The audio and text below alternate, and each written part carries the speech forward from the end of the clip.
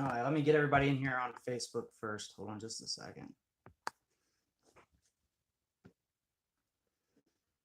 Hi, everybody. Welcome to the Real Ballz podcast. I am your host, Ryan Squires. I've got a lot to cover today. We're doing some bowling news. Going to give you an outline of the show.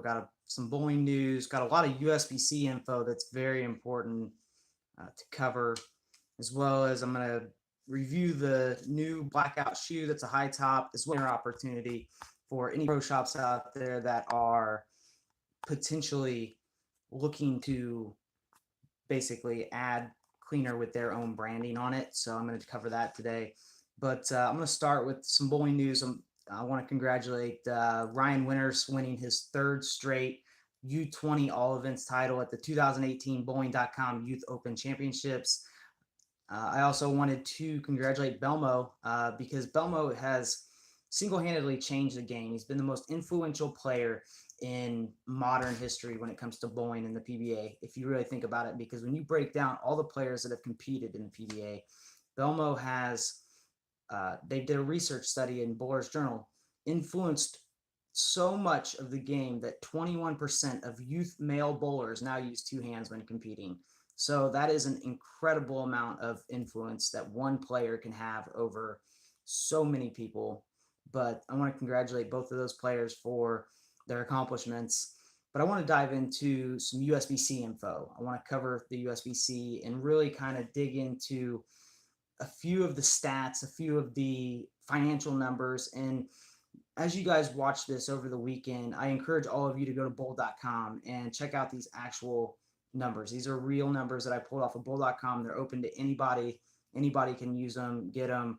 So I encourage everybody to check them out because I think you'll be very surprised when you do just how much of your money that you pay in dues and what it goes to. But I'm going to dive into that. Then I'm going to review the blackout shoe, which is the new high top, and discuss a cleaner opportunity. But let me dive into this USBC for a minute. I want to go over some revenue totals from the USBC. So in 2009, the revenue for the USBC was $52,248,729. Okay. And every year after that, until 2013, it dropped. It dropped over 3 million in 2010, another 4 million in 2011, another 3 million in 2012. And then in 2013, it went up to 46,009,142. So it started to rebound there in 2014, like the economy kind of bounced back. Or 2013, I'm sorry. But in 2014, you saw a significant drop. So from 2013 to 2014, the revenue for the USBC, total overall revenue, went from 46,009,142, and it significantly dropped down to 32,383,795. So you're seeing a substantial drop of basically $14 million from 2013 to 2014 for the USBC. But in 2015, it did go up, but only about $30,000. It wasn't a big jump. 2016, it went up almost just over 2 million, and in 2017 it went up just under 1.5 million. So you've seen it continue. It went down for a number of years, but now you've seen it start to rise, but it's not rising at a rate that is comparable to the loss that it's sustaining. So it was at 36,098,645 in 2017. Now in 2014 there was a leadership change. And since that leadership change, you can definitely tell that it's going up, but it's not going up at a substantial rate. Revenues are up 10% on the short term, but down 30.9% from 2009. That's a huge drop. So when you think about your membership revenues, think about the fact that it's down 30% from 8 years ago. Now, membership dues, okay, this is a totally different thing. The membership dues are not necessarily rebounding quite as much. So in 2009, membership dues were at 23,696,578. And they went down a little bit in 10, a couple million in 11, a couple million in 12. It went down, or it went up in 2013. It went up just over 4 million in membership. So that's where you saw that, or in 13, that's where you saw that substantial rise in membership. Now in 14, just like the revenues, the membership took a huge dip. Membership went from 23,920,539 in 2013 to drop down to $14,764,425. So you saw a drop of over $9 million in membership from 2013 to 2014. No wonder when these numbers came in that they wanted a leadership change. Except when that leadership change occurred, it didn't change membership. So in 2015, it went down another 700,000. In 2016, it went down almost 1 million. So they had to stop the bleeding. Now they've managed to rise and raise that membership about 800,000 from 2017 to 2000 compared to 2016. But you still see that membership comparative to 2009, 8 years ago, is down from 23,696,578 down to 13,970,973. So overall, membership in 8 years is down almost $10 million in the USBC. Now, the USBC has continued to fund certain things, and you can find these P&Ls and tax documents and everything on bull.com. And so we've got a huge difference of 41.5% from 2017 compared to 2013.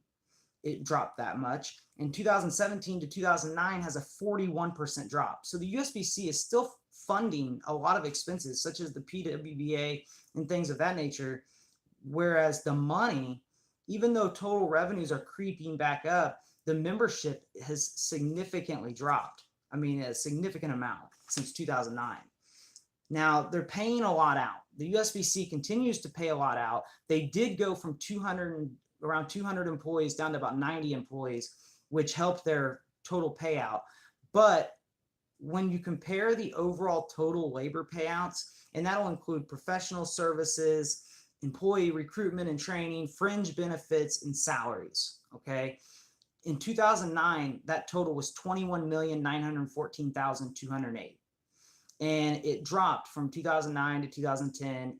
It dropped about 3 million. 10 to 11, it dropped about 2 million. 11 to 12, it went up about 300 grand. And then in 13, it went back up about $4 million to 20,849,655. Well, that was when they got the report that, hey, payroll's too high. They took that big dip in that year. In 2014, they went down to 13,798,125. So they took that big dip in membership. They took that big dip in overall revenue, and they dropped that payroll down almost just over $7 million.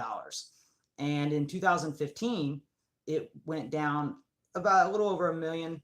2016, it went back up though, 1.3 million. And in 2017, it was back up 1.2 million. So in 2017, they've creeped that total labor payout back up to 14,787,751. Now that 2017 payout has gone up since 2015, but membership has continued to decline.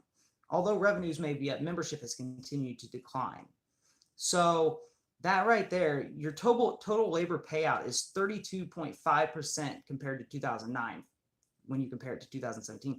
But the 2017 labor payout is up 16.8% compared to 2015. So why is it up so high? Why is it up so much? So when you compare that, you look at your overall cost and you say, okay, well, the USBC has less membership, but at the same time, they are still putting out more and more payroll as it's creeped up since 2014, 2015. So each month or each year, it's continued to rise. But what is it going towards?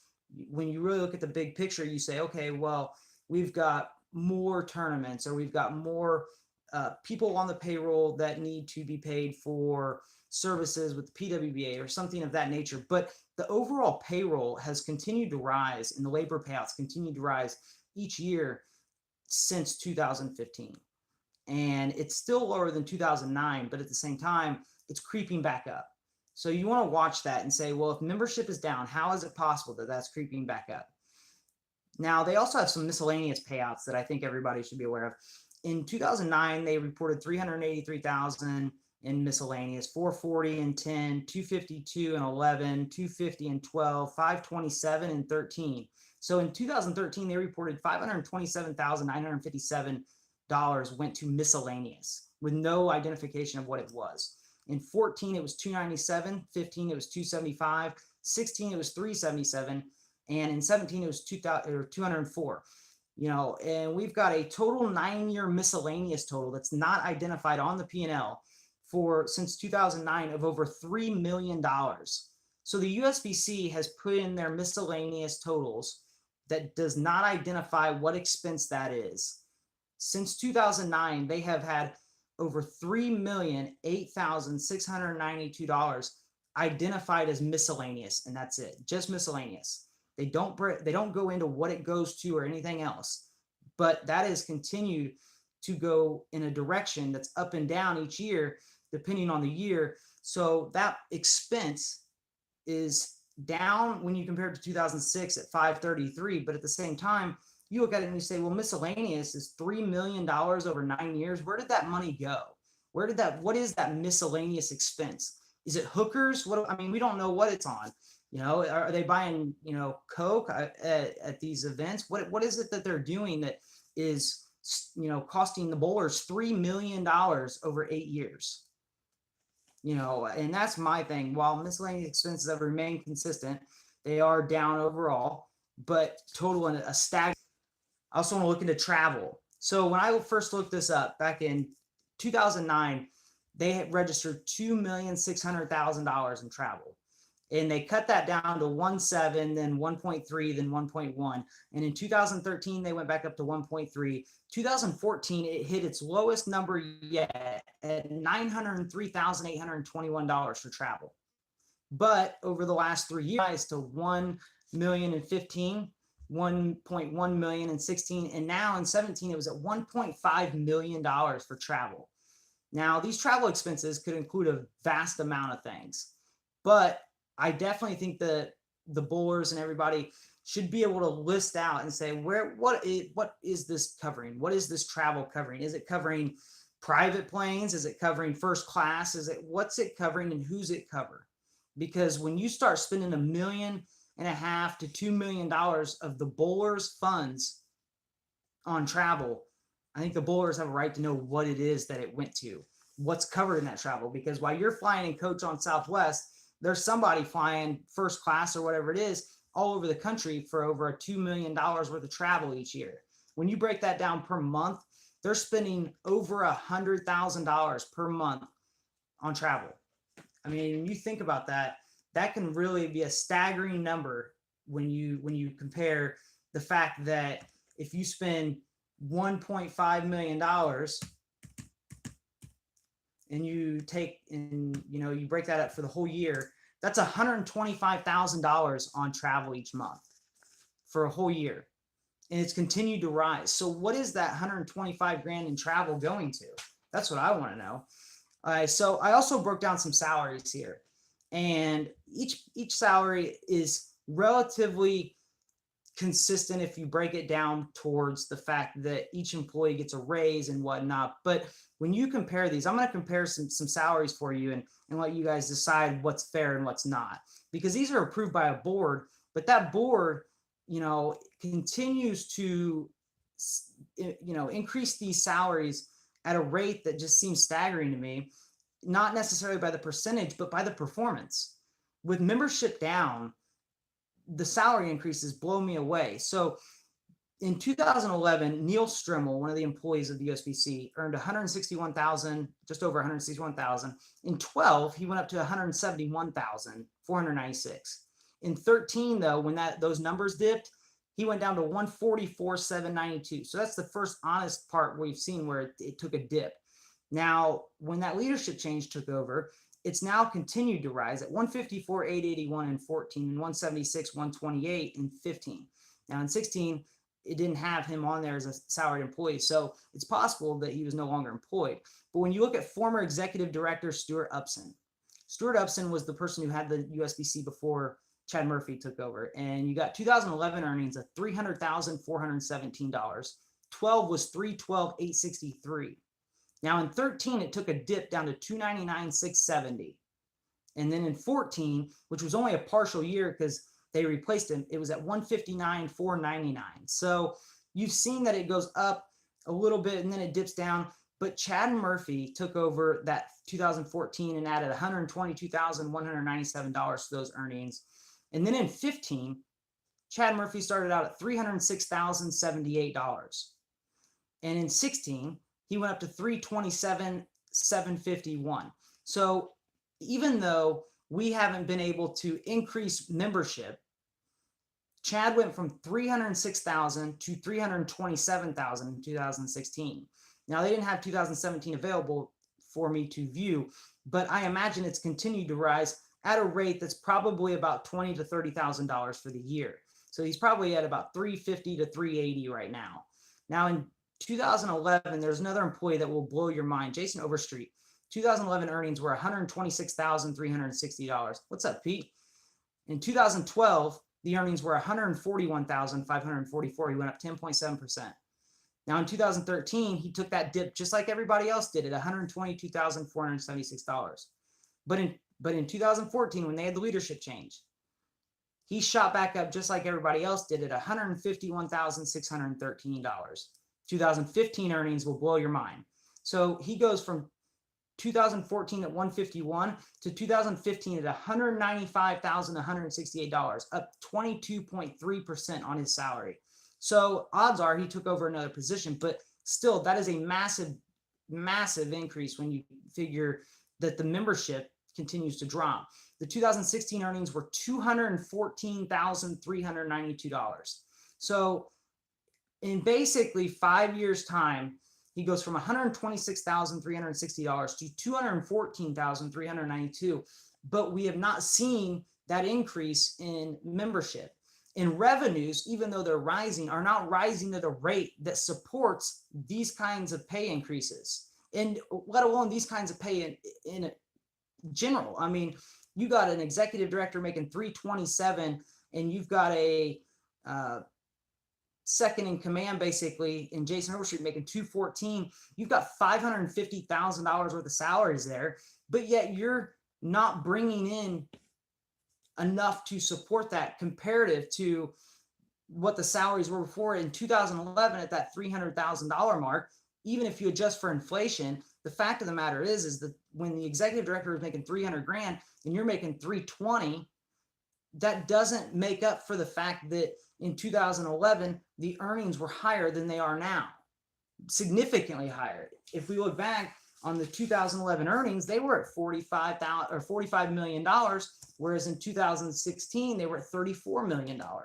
So it doesn't, comparative to the loss that has been sustained, the USBC does not have the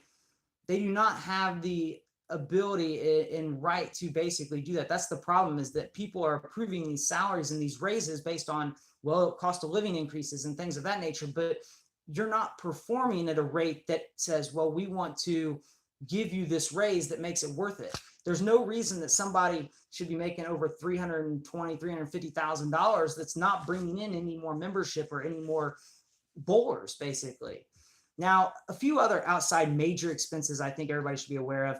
In 2011, these are all expenses that are listed by companies. They use outside services to bring these in. In 2011, they used 3 separate outside service companies to brand as what they call membership fulfillment. It totaled $903,144.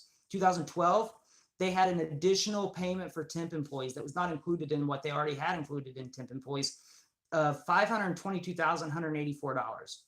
Now, here's where I get confused, and it's hard for me to figure this out. In 2013, the outside services they had were the website and IT consulting, but they employed an IT professional at a rate of $108,000 a year.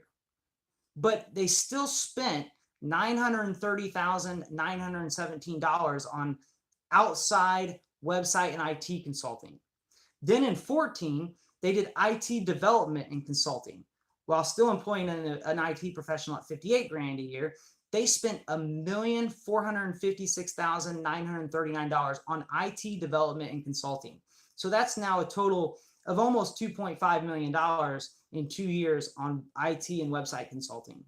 In 2015, they did software and website development. They employed a IT professional at $137,000, and they still spent $1.129393 million.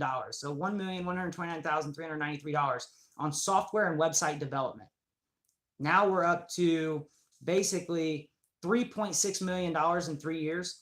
Then in 16, they did another one. They did software and website development while employing a director of IT for $126,894. They spent $2.3 million on software and website development and consulting. So if you add that together, you're talking it's $5,819,352 spent from 2013 to 2016 on website, software, and IT consulting services. That's up 50.9%. Okay, that is incredible.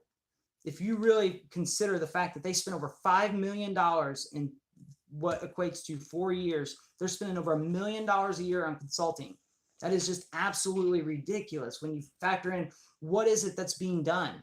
What is it that they're doing that requires that much of a payout to consult? $5 million worth of your bowler's money is going to that. And you add that to the $3 million that's been put in as miscellaneous expenses. You know, that's where things start getting really hairy, because you put in $3 million for miscellaneous expenses. When you look at travel, you can see that it's, I mean, in the last, even since 2011, you're talking about over $8 million, $9 million. So all of that combined, even though they're bringing in significant revenue, that it's not putting it in danger. The fact is that if you're bringing in the revenue and it's slowly creeping up, that's fine, but it's got to be able to keep pace with what's being paid out. And if you really look at it, even though they're doing independent audits and everything else, the $36 million that they brought in 2017 is not comparable to the membership that they're losing. They're losing a lot of membership and whatnot, and they're basically, if you really look at it, living off of their dividends that they've already invested. So what happens when those dividends aren't there anymore? What happens when the membership continues to decline? You can only live off junior gold for so long, and you see a lot of the hype around junior gold, and it's great to see that it's improved so much. But I think the USBC really has to take a long look at the board and say, okay, are we going to continue to pay out these raises, even though we are seeing a drop in membership? Are we going to continue to pay out these services? Is there a better way? Is there somebody out there who's cheaper that's not going to charge us $1 million a year to consult with us on website and IT development? Because I don't know about you, I'd love to know what website and IT stuff is worth $5 million over 4 years. I'd love to know, because I haven't seen anything worth $5 million in 4 years. And on top of that, when you look at the travel, I'd love to know who's flying, who's going. I'd love to know what it includes. I'd also love to know if it's first class, coach, because if they're flying first class everywhere, it's, you know, that to me seems like an expense that doesn't need to be had. When I look at the overall miscellaneous expense, I'd love to know what miscellaneous is. What is that $3 million over that 4 years? What is that? What is that $3 million going to? Okay. But the next step, I'm going to review a shoe. In full disclosure, I do own part of the company. So, you know, I am going to be honest on this shoe though, and I'm going to be honest on the review. So this is the Hallmark Blackout. Okay. It is the first true high top bowling shoe. Now, some cool things about this shoe, and this is something that I really like to cover with people because it's on a pro shop level. It's got interchangeable slides and heels on both shoes. Now, one of the things that I would say about it is the fact that I've had to do some trimming on the slides and the heels, so that would be something that I would definitely think needs improved. But as far as the shoe itself goes, it's made of real leather. It's got mesh up here and leather down here. Now, this was designed to provide some extra ankle support and calf support. So the cool thing about this shoe is it's not just a high top. It does actually provide that because it's got so much padding here in the tongue and in the back that around this ankle area, it does provide a lot of ankle support. and calf support. So if you've got weak ankles, if you struggle when you throw the ball at the line to keep your balance, these can really help. Now, they are unique. They are different. They are not like your typical bowling shoe. They are high tops. But the great part is Hallmark offers a 300 guarantee. So if you shoot a 300 in any one of their shoes, you get your money back, a full refund. So you get a full refund for shooting 300 in a Hallmark pair of shoes. On top of that, they definitely look different than anything out there, but these retail at $139.95. So instead of paying $220 or whatever it is, you can get these at retail price at $139.95. So I definitely would encourage everyone to check these out on hallmarkshoes.com because they are very unique. They're very different. They actually are very comfortable. And I know a lot of people look at them and they think, how can a high top be a bowling shoe? It actually is a really good idea. And when you try them, I think you'll definitely be impressed. So I would check that out. They come with 3 heels and four extra soles and 3 extra heels. But on top of that, I wanted to talk to the pro shop owners out there who are interested in increasing their revenues. So I am going to be offering some private label cleaner opportunities. Now, what this will include for pro shops, and this is a way that pro shops can save money. Every pro shop before that wanted to do private label had never had the opportunity because you had to buy in such a massive quantity.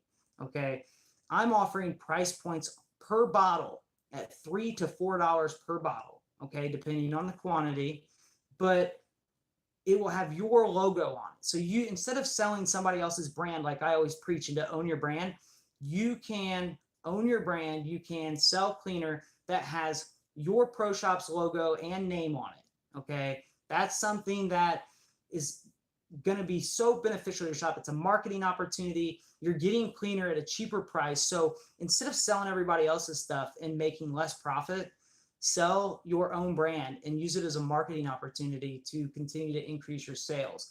You can basically use this cleaner as a way to be your business card in a way. You can include it in packages. You can sell it individually. So I'm going to have multiple opportunities to do this. So if you're interested, if your pro shop wants to buy cleaner with your labels on it, professional labeling and everything else that is the same quality or, very, very similar in every way to what's already on the market. It is no different coming from similar suppliers and things of that nature, but I'm going to offer it at a pro shop price that's affordable. That's no longer so high that you've got to sell cleaner for $15 just to make a little bit of money. So like I said, it's going to run about $3 to $4 per bottle. And we have started production already for an order that was of 2,000 bottles. So we've already began production on that, but we are going to be offering those bottles of cleaner for each pro shop between $3 and $4 per bottle. And if you want more information on that, there's a great way to do it. You just contact me via email. You can reach me at ryan@hallmarkshoes.com. It's RYAN at HOLLMARK shoes.com. And just basically all you got to do is contact me and say, hey, I'm interested. I'd like for my pro shop to have our own brand of cleaner. And I will make sure that you can get it with the professional labeling and professional bottles. It will look no different than what you see on the shelf in a Rejuvenator or a Crown cleaner or something of that nature. It's going to be very similar, or a Genesis, whatever it is, whatever cleaner you use, it's going to be very similar in a bottle that is very appealing to the eyes, as well as good labeling with your labels on it, all for $3 to $4 per bottle. And now you can own your brand, you can sell your brand, you can use it as a way to market yourself and your shops. That's my whole goal here, is to make your shops more profitable so that you can continue to sell more product. Okay. But like I said, just contact me via email at ryan@hallmarkshoes.com, HOLLMARK shoes.com. And next week, I'm going to be covering some really cool topics. I'm going to cover rent and how to negotiate rent for pro shops. I'm going to cover the internet on Monday versus the pro shops and how that's impacted the pro shops. Friday, I'm going to cover product sales versus labor sales. What's your profit better? So each shop is going to, that tunes in, is going to benefit from next week. So it's telling me I got a low network connection, so I'm going to jump off. But join me next week, Monday, Wednesday, and Friday at 5 p.m. Okay, guys? I appreciate it. Thank you, and have a wonderful afternoon and a great holiday weekend.